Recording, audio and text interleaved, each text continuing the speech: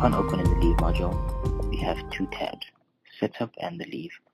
We select the Setup tab, and then we select the Profiles tab, and then after that, the Public Holidays tab. In there, we select the South African Public Holidays tab under the Public Holiday Profile, and then we click on Edit. The Public Holiday Details window should pop up with the calendar and all the public holidays in South Africa.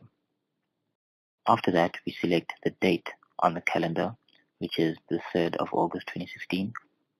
Once you have selected that, a new public holiday window will pop up, whereby we have to enter the public holiday name.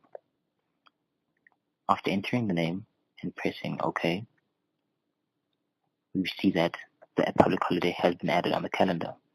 Then we select OK. Then after that, a warning message will appear telling us that a new public holiday has been added to the profile. After selecting yes from the warning message, a notepad will open showing us all the employees whose records will be affected. Then we say close and the new public holiday has been added. Thank you very much. It's as easy as that.